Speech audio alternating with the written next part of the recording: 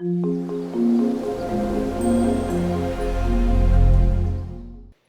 right, hello everyone. This is Professor Robert Solis. Welcome to part 2 of our Fibonacci series project.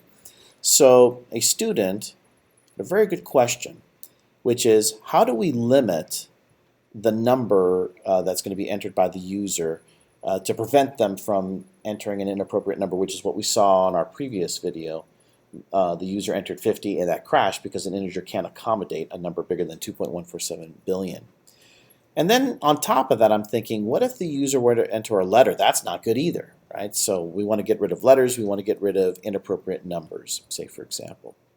So here's one thing that we could do. Now, I could go back to the pseudocode and modify this, but I'm just going to think about this off the top of my head just so that I answer the question.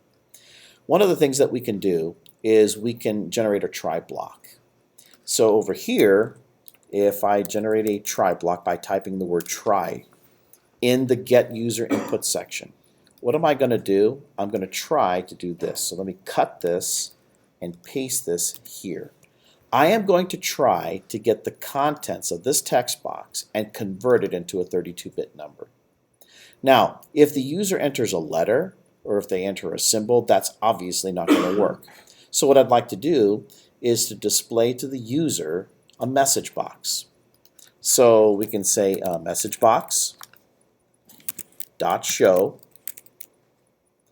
and parentheses, and then there's all kinds of flavors of this show. Now you don't have to use this. This is information. This is not like, oh, you've got to click this appropriate one in order for it to work. No, this is just information. For example, it looks like this flavor. I could put a text as and then I could put a caption. So this is a message, and then this is the title on the top of the box. If I keep on going, you can see here, oh, look at this one. I have a message, I have a caption, and then I have a message box button. I can also have one with an icon.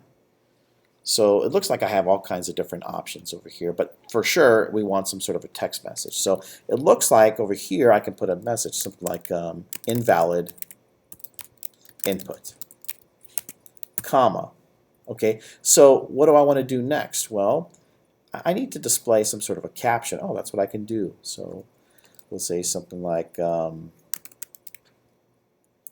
me see, the caption is the title that goes on the top of the message box.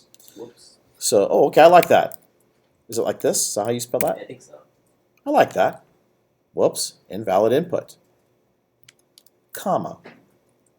All right, it looks like if I look at all these flavors, I have buttons that I can display, a message button followed by an icon. The icon is the hand or the exclamation mark or the question mark, right? Those little pictures.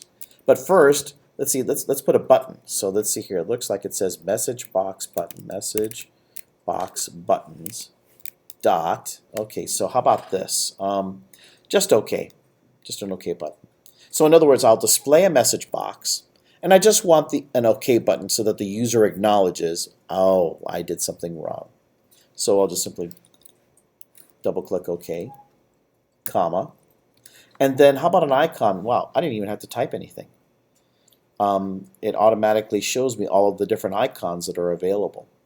So maybe one of you want to display the hand or the exclamation mark or an error icon. It doesn't matter. I'll do the error, say for example. Double click here. Then I'll go to the end over here and press enter. So what this is going to do is it's going to catch an inappropriate data entry, like the user entering the letter A. You can't convert A into a number. The user accidentally put hashtag. You can't convert hashtag into a number.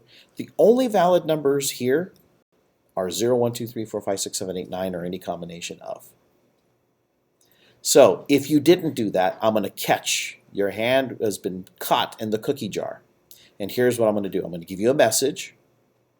And then I'm going to clear this text box so that that erroneous input is now gone. TXT, text, set it to nothing. So I get rid of whatever is inside of the text box. I make it blank. Okay, now that I've done that, I do not want to continue with the program.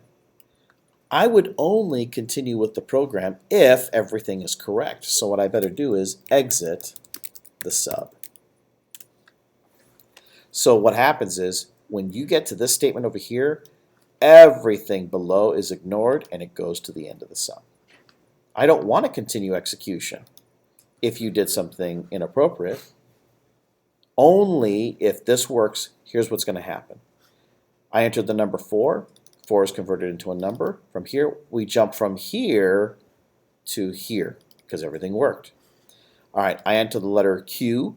Q cannot be converted into an integer. I tried to do it, but it can't. So now I caught that particular exception or that error. I'm going to show you a message box helping you out, indicating that something bad happened.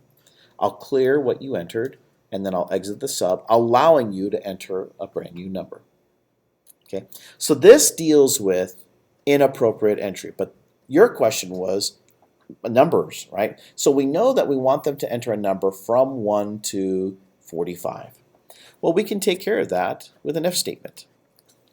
How about I give myself a comment? Deal with a user who enters a number out of the range 1 to 45, say for example. Well, that's an if statement. If the user num is less than 1, or if the user num is greater than 45, then, okay. So you know what we better do? If the user enters a negative number, or 0 perhaps, or if they enter a number greater than 45. See, they can enter 45, that's fine. But they cannot enter a number that's greater than 45. So if either of these situations are true, right? So let's see what happens. Negative 1. Is negative 1 less than 1? Yes, it is. True or anything is true. So over here, message box. You have to enter a number from 1 to 45. And then exit the sub. We'll clear the user entry, exit the sub, just like we did over here. And then they get a chance to do it again. So I think what I'll do is I'll just copy and paste this. Message box, text box, exit sub. I'll copy and I'll paste this over here. But I've got to change this. Instead of invalid input, we'll say something like out of range. How about this? Enter a number from 1 to 45. And then instead of whoops, we'll say out of range. This is the part that appears as the title. See how this title over here, well, for those of you who are watching my video, it says Windows 10 up here. That's because that's my title bar. That's what this is. This is the title for the message box that's going to appear. This is the actual message. Again, we'll display an OK button with an error button. We'll clear the user input. We'll exit the sub, and then it gives the user a chance to enter a correct value. What if they entered 50? Is 50 less than 1? No, that's false. Is 50 greater than 45? True. True or anything is true, so since that's a true statement, we do this.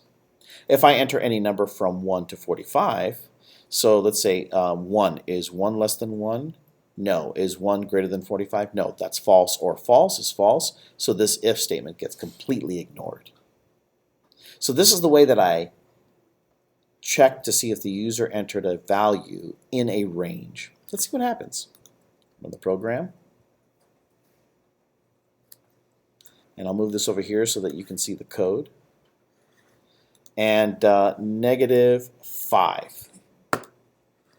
Out of range, enter a number from 1 to 45. There's my error icon was an error icon like this. See? Icon's error, OK button. Here's the message. Here's the caption. Cool. Let's see what happens. This thing better go away. Let's see.